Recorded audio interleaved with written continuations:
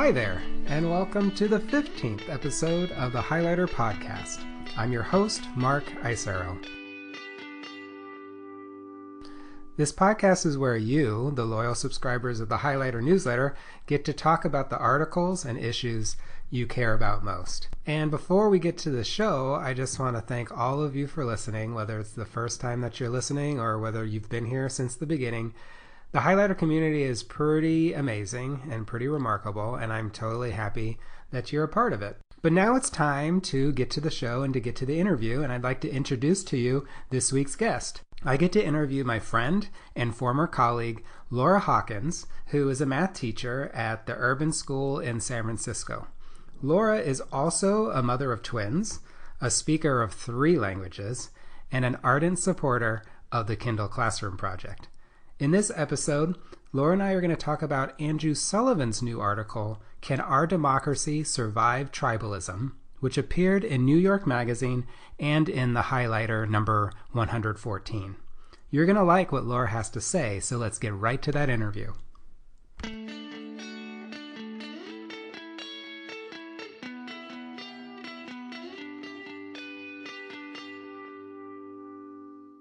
Hey Laura, how are you doing?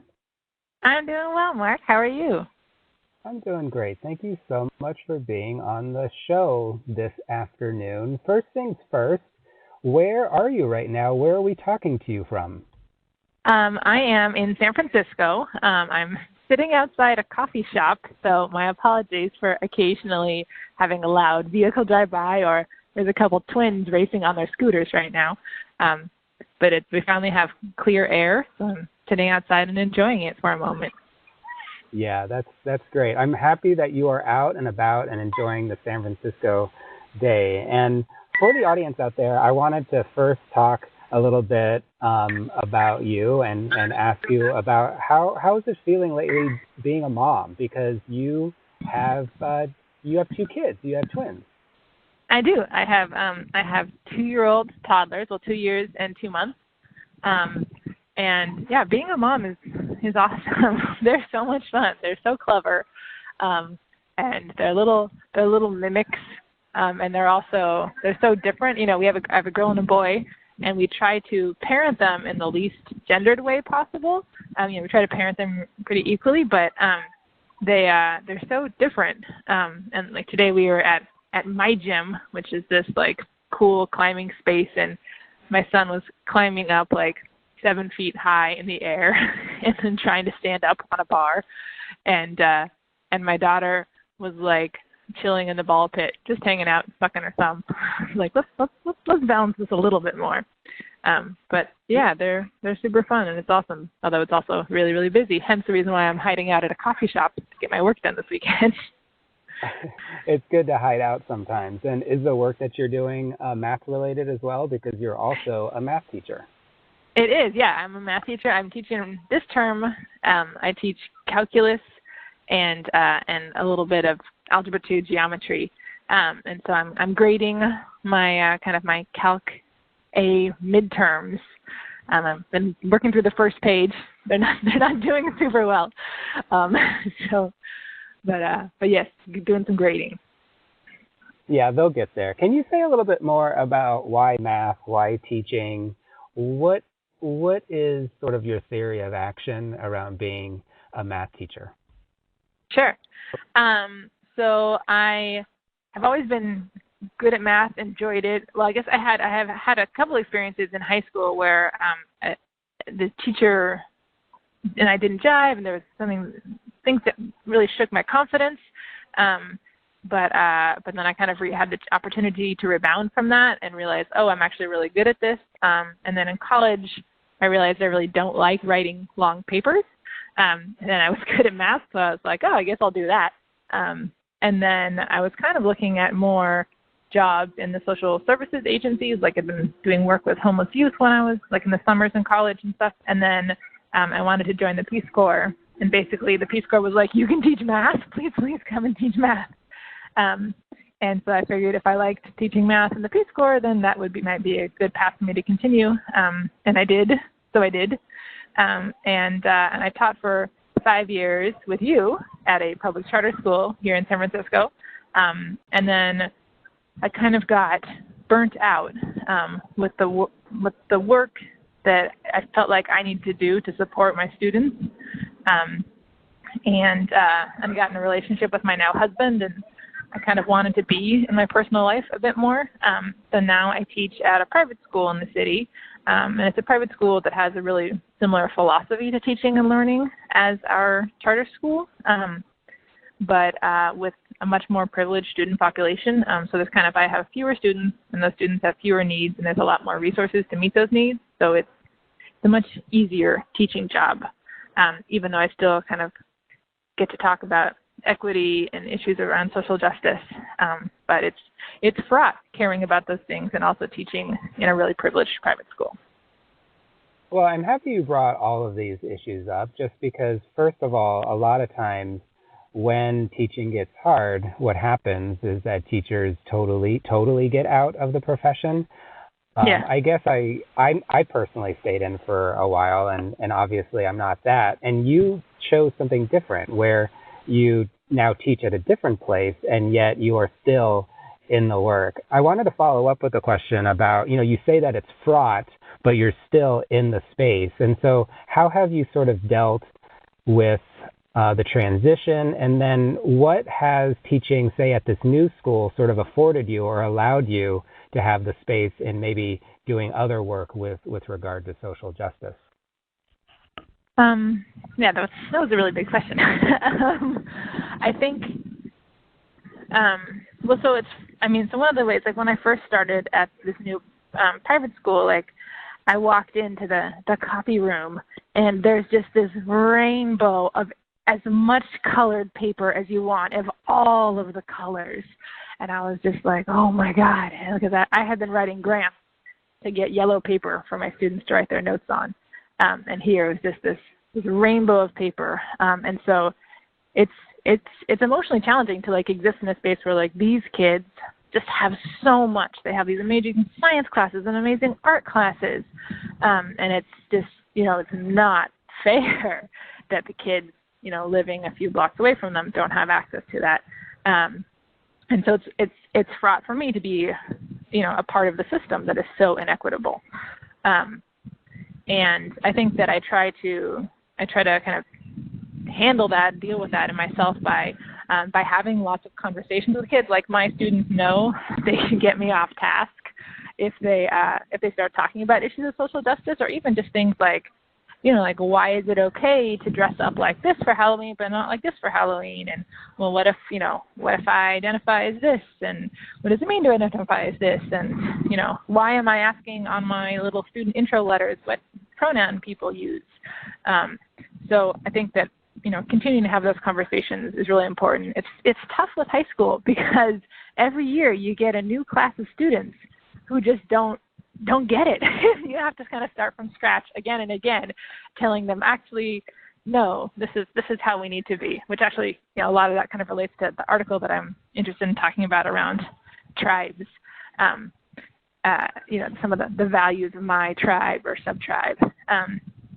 But yes, I have a lot of conversations, and there's sometimes, so this school year we started, and Charlottesville had just happened, and our school decided not to really respond to it in any curricular way. And that felt really wrong to me. So basically, I started each of my classes sort of naming it and acknowledging it and saying, this is happening, I'm dealing with it, some of you are dealing with it in different ways, depending on lots of factors, and we're going to mostly do math, but it is something that I just want to name that it's present, and it's something that we're all handling in various ways. And I also think so I teach a statistics class, and I can have a lot of flexibility because we're not bound by any state standards to kind of really try to find service data sets that are going to help my students realize more about the world that we live in and the privilege that they have and what injustice looks like and stuff like that, although I don't have the answers yet.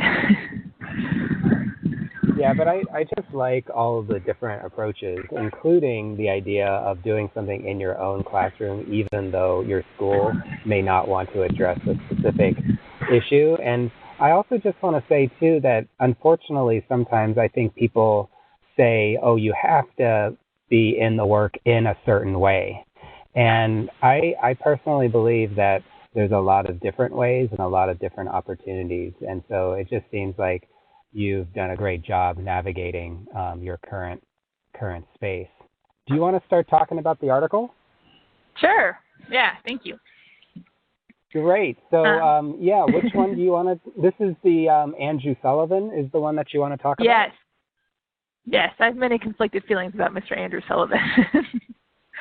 Yeah, me too. I don't know what to do with him. But yeah, what do you want to talk about with this article? It was long. Thank you for reading it all.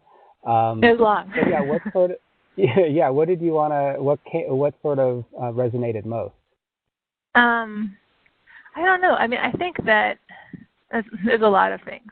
I mean, I think that I am wrestling with some of the, like, part of what drew me to decide to commit to reading this really long article was that it is something that I don't fully understand, and I've kind of been trying to figure out, like, there's definitely this clear tribalism and divide between left and right, red and blue, and it was sort of, I thought that the initial take on, he kind of started with talking about tribalism in different areas, was interesting because of this idea of, I've been kind of thinking about tribalism in terms of, like, my husband and I have been talking about this a lot, like, who does it serve, like, to have, like, the Ann Coulter, the Milo Yiannopoulos, like, who does that kind of, like, that is, it's really intentional language, and what's the point? Like, who is it serving? And it kind of made me think initially, so when I was in the Peace Corps, I was in Namibia, which was under apartheid. It was a colony of South Africa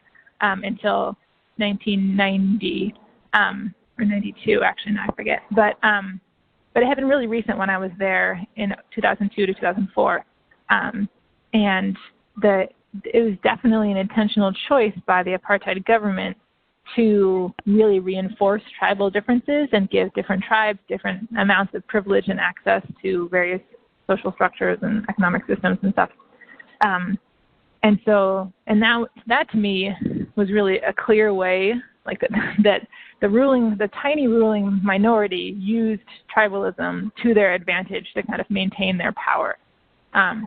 And so, yeah, I just kind of think about, like, who is benefiting from the tribalism and this immense, like, the deepening tribalism that is happening in the divisions that are being encouraged in our culture.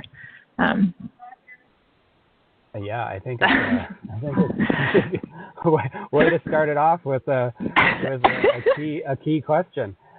Yeah, I think that's fascinating. So, are you suggesting that not necessarily that it's a conspiracy, but that this dynamic is actually silencing, say, a lot of people, and the idea is that it's almost by design that we are being organized into one of these two tribes? Is that what you're getting at? Yeah, I feel like that. Yeah, like, I mean, like, so Andrew Sullivan's point was, like, tribalism is the most natural way for us to be, and I definitely, agree with that. Like, it seems to be a major part of human nature, just this us and them and othering. But it seems like that this, like, aumenting of tribalism, and it seems like it's serving to basically, maybe similar to under the apartheid system, like, divert the attention of the majority of the people from what's actually happening. Like Trump this week, he talked about this tax cut that, dealt another blow to undermine the Affordable Care Act or Obamacare. And, like, those actions are hurting everybody. But because tribalism has been brought to this, like, frothing furor, like, people who identify with his tribe, even though they are hurt by those things, like, so, he says in the article, like, they still don't disagree with it. They don't say, like, hey, that's not a good idea because you can't do anything wrong because you're in my tribe. Right. And even though sometimes, there's been a lot of criticism, say, about social media to accentuate these tribes, Oh, it for sure, almost yeah. seems, I definitely think that that's going on too. But what's interesting to me is if it's true that this tribalism is happening, it almost doesn't matter what information we're getting. I think one thing that I've been thinking about is also the Second Amendment. And after the horrible Las Vegas mass murder and shooting, it's interesting how different tribes sort of talk about certain things like the Second Amendment. Yeah. Differently based on what maybe each specific tribe already believes. And that's the thing, like that's what I wrote about in the blurb, is that when I read things like this, I just don't know what to do. Because I still have this naive sense that if we really just talk it out, we're going to get somewhere. But sometimes I don't know if that's true. I have a really, really good friend from college, and after not just this last election, but even from the last one before, he was saying that, let's say, the Democrats or the left might just be too nice. And so the idea is just because the other tribe is mean and they win and they do a great job of framing the issues, that the only way is to destroy the other tribe. And that scares me as well. But I also understand that sort of having a conversation may not always bring any benefit. I mean, what do you think about that? Because this issue, because I know that a lot of folks are deciding, should we try to open up a conversation at this point? Yeah. I mean, I think it actually made me think about my statistics class, right? So my students, the vast majority of them are really privileged and really well-meaning, but they have, they live in this sort of bubble. And so one of I look at what data sets can we look at that are going to kind of open their worldview a little bit. There's a data set that I worked with at a workshop years ago that I've been trying to hunt down. I actually just found a new way to look for it. But and basically it's looking at traffic stop data with the Los Angeles Police Department, because after Rodney King, they had to start submitting a lot more data publicly. But they weren't really analyzing it. So we took this data set and analyzed it, and it's kind of interesting because it shows that Black and brown people were disproportionately stopped. But I think that for my students, that's not enough, because for many of them, certainly not all of them, but for many of them, there's this little voice in their head that's like, well, but maybe that's because maybe those Black and brown people kind of deserve to be maybe they're. And so you have to you have to give them not just that data set, but also the data set that shows okay, of those people stopped, what percentage had something on them that was illegal. And it turns out that white people who were stopped were way more likely to have something on that's illegal versus Black and brown people who were stopped. Very, very few of them had anything on them that was illegal. So it's actually these Black and brown people were being pulled over just because they were Black and brown, not because there was any reason to. Otherwise, something else would have been surfaced. You know what I'm saying? So they don't you have to have the conversation, but there's also there's so many biases that we have that you have to also have the conversation about the underlying biases too, which is a lot harder to deal with. Yeah, and I, as a statistics teacher and as a math person, and we want to believe in data can change minds. It sounds like you still want to believe in that, and I certainly do too. But there must be something more. I mean, I guess what I'm saying is I don't want a world or an approach to teaching or to truth to be just anecdotal and just through emotions and just feeling. Is that, I mean, you would agree, absolutely. Because there's so many people who are well, you're not like one of them. I have a Black friend, but my Black friend is not like one of those Black people. Having relationships isn't enough, because you can still sort of say but this is true about the majority of people. Yeah, and I guess what I'm trying to get at is what do you think? So if it's true that we're in tribes, then there must be a huge fear to be seen as wrong or want to change your view. I mean, right? So Yeah. let's say that I have a certain belief system, and then somebody comes up and talks to me, and let's say that I'm vulnerable, and then I change my mind. It seems like people don't want to do that for fear of being weak, or it might be scary because the only other option might be to go to the other tribe. Do you agree with that? Yeah, it's interesting, like, to think about, like, what if somebody that I knew and respected really changed their position on a lot of these things that are core to me? Like, it would be really challenging for me to maintain a relationship with them, I think. I think, like, my Facebook feed, I don't have, like, maybe even anyone who is in the other tribe anymore on my Facebook feed. I say too much stuff all the time. You want to hear me. Well, is that because of you or because of them? I think it's a little bit of both. Like, I had a former student who was posting a lot of racialized jokes, and I engaged with him around it over Facebook, which is not the most ideal medium for that. But, like, we tried to have a little conversation, and it was just like, oh, you don't want to move at all.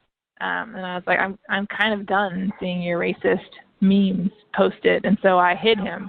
And I don't know if he has hidden me, and then is not seeing the stuff that I'm posting either. But even so, like, I struggle with a lot of the stuff, a lot of the articles and things that are written are clearly written to preach to the choir, and are really dismissive of people who don't yet, people who aren't woke, people who don't get it, and in a way that's like, this is not helpful. Like, I can't share this with somebody else because you're so dismissive of the other side.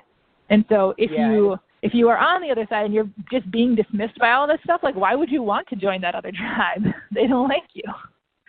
Yeah, and I do agree with you on the snarkiness, just because I think that it's easier to recognize and identify snarkiness on the other side or in the other tribe, when really it's in whatever tribe that we're in. I mean, sometimes sometimes I watch or listen to maybe the more right-wing stuff, and then I say, wow, they seem really mean. And then if I actually listen to some of the stuff, like even the podcast, Pod Save America, and those folks who are getting really, really popular now, they're as snarky and mean, and they specifically said that they created the podcast to not be snarky and mean. So it's just, it's interesting how I think by definition, sometimes the tribalism leads to meanness, but I also get the point. I mean, it must be difficult. I think it is difficult to actually continue to be open to other people's views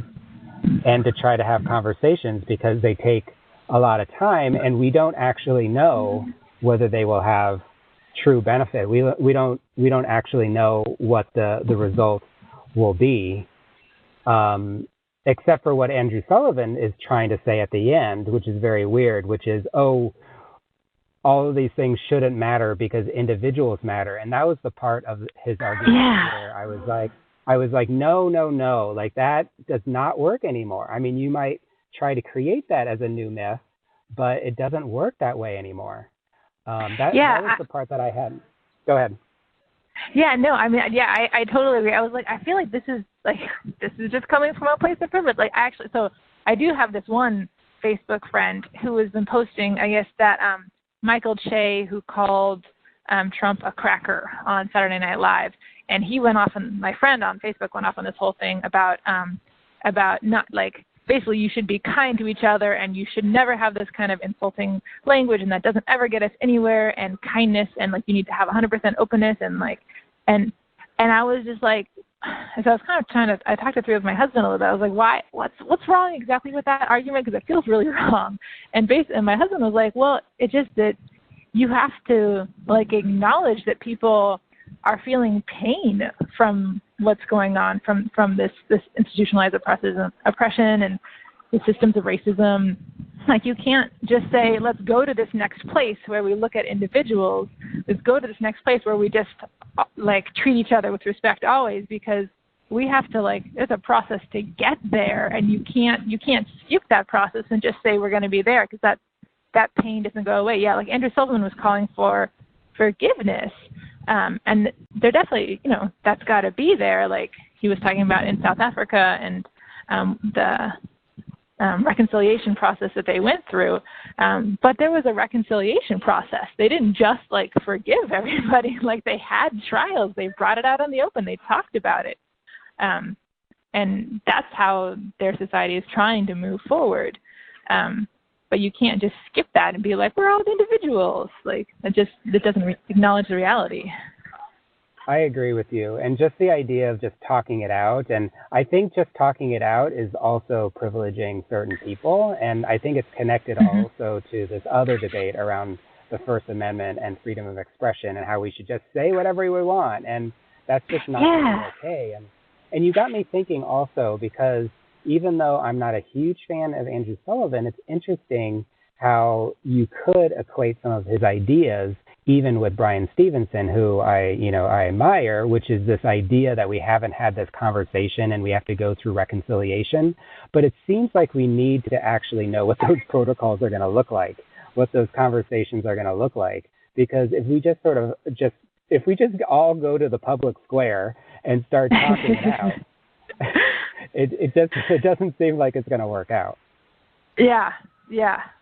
Well, it's interesting. I don't know. I didn't watch the whole thing, but there's this video of allegedly Black Lives Matter activists going to a Trump rally, and like they get up on stage, and it's basically like some Trump supporter is like, but what about black on black crime? And like Black Lives Matter, like we're like, well, that's actually this, and this, and everyone's like, oh, okay, well that makes sense. And then another Trump supporter like shouts out another like talking point, what about this?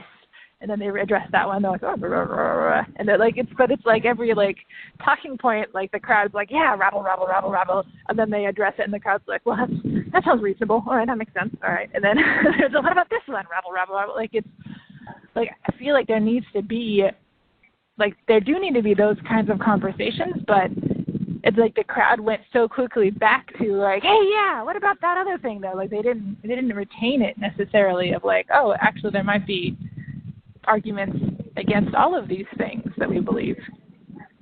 Yeah. And also my tribe is right and the other tribe is not right. So that's fine.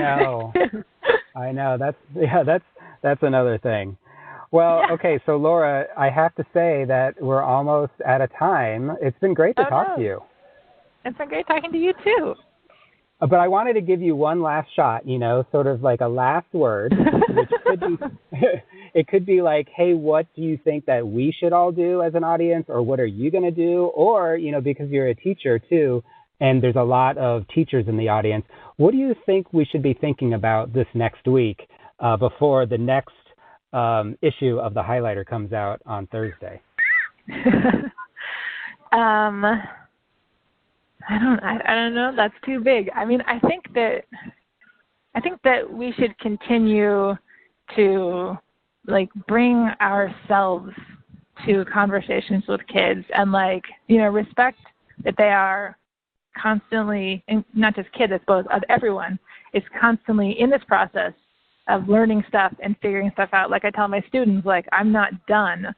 I still am learning and figuring stuff out and making mistakes around thinking this kinds of thing.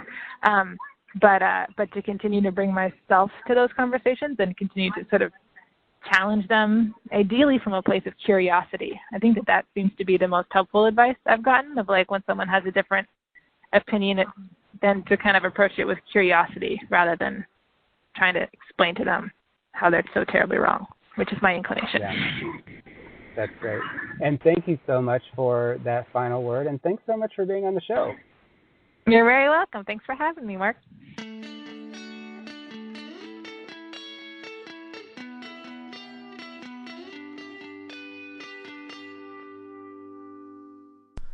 All right, that's our show, and I'd like to thank Laura yet again for coming on the show, and I'd like to thank you all for listening. As you know, the Highlighter community is stronger because of all of us. If you have any tips, ideas, thoughts, please email me at mark@highlighter.cc. I hope everybody has a good week. There's a new newsletter coming out this Thursday at 9:10, so catch that. And also, if you have somebody who might like the highlighter, please feel free to let them know. Have a great week, everybody.